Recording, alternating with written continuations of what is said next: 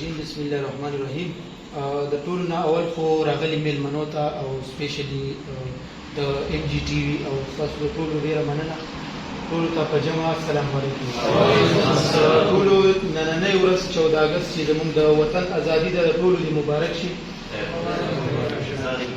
اصل کې 14 اګست باندې به نن خبرې اترې کوو چې 14 اګست یا زموږ د ملک آزاد شو، د دې ملک ازادۍ مقصد څه و، یا د دې غلامۍ نه د نجات مقصد څه و. زموږ هغه خو چونکې وشوه، موږ ته ازادي په کار وه، موږ آزاد شو، موږ یو ځان له ملک شو، ازادي مو حاصل کړه. اوس بقایا چې څه دي دا زموږ په سر. هر سړی د خپل ځان سره سوچ وکړي چې زه د دې ملک لپاره څه کوم، ما دې ملک له څه پیدا ورکړي، ما دې وطن له څه پیدا ورکړي. که هسې په خوله چغې وهل دي چې 14 اګست او دا دي او هغه دي، شور شرابه ده، څه مقصد خو شته د دې خبرې که نه. هغې وخت کې زموږ مشرانو سختې برداشت کړې، خپلې وینې توی کړې، دومره تکلیفونه یې برداشت کړه، موږ له یو آزاد ملک راغلو، موږ په دې کې یو آزاد ژوند تېرو.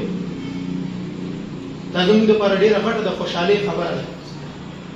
د هغې نه بعد دا فریضه بیا زموږ په سر ده چې موږ به دې ملک کې څه کوو، دا ملک به موږ آباد څنګه ساتو.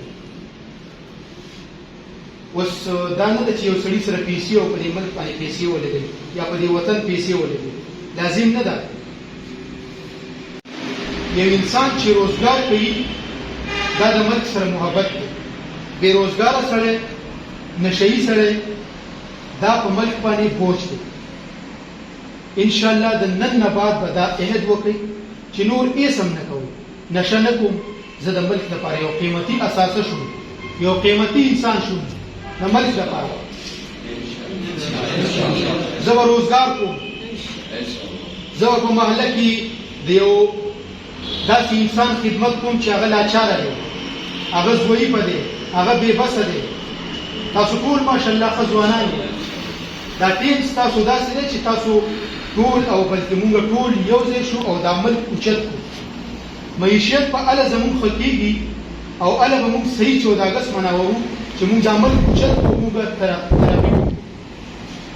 زه بې روزګاره یم، زه نشه کوم، زه لوپر یم، زه ملک ته څه ورکوم، زما بچی به څه کوي، زما د بچي تربیت به څنګه کېږي. دې خبرو ته سوچ وکړه. که ته تکړه یې، ته روزګار کې، ته نشه نه کې، ته بل څه نه ورکړه، ستا بچی سبا یو معمولي افسر جوړ شو، ډاکټر جوړ شو، انجینیر جوړ شو، څه بل څه عهده باندې ولګېدو، دا ستا د ملک سره محبت شو.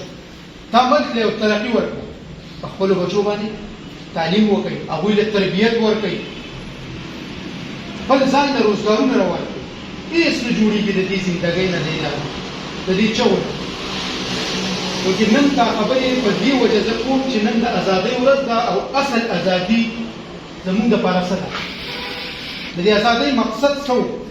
آزاد خو موږ شو، خو بیا هغه مقصد د دې خبرې دا دی چې دا ملک به اوس موږ آباد ساتو، دا ملک به موږ اوس ترقۍ طرف ته روانوو، چې موږ دا ملک ترقي وکړو، چې زموږ ملک کامیاب وي، موږ کامیاب یو، زموږ بچي کامیاب وي، زموږ معیشت ښه وي، کرپشن نه وي. دا سلسله به د ځان نه شروع کړو، د ځان نه. دا نه چې زموږ قوتونه غله دي یا دا دي یا هغه دي، دا نه.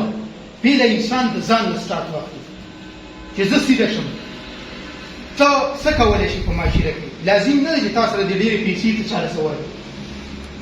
تا یو بوټی نه یو بوټی دې وکرو، دا د ملک دپاره پیدا شو، د دې نه د دې ملک ابو هوا ته پیدا ده، د ملک ابو هوا ښایسته جوړوي، صحت ته ترې پیدا ده، ستا صحت ته هم پیدا ده، زما صحت ته هم پیدا ده، چم ګاونډ ته هم پیدا ده، د ټول وطن ته پیدا ده. د هغې یو بوټي نه صدقه جاریه ده.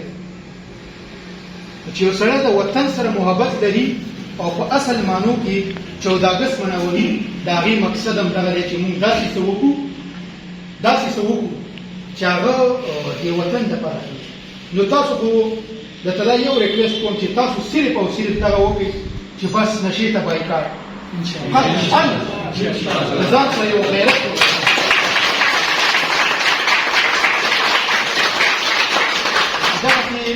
د ځان سره یو غیرت انسان وکړي چې زه یو غیرتي ځوان یم او زه نن د محبت د دې ملک سره لرمه، زه له نشه پرېږدم. دا غټه خبره ده. داسې ده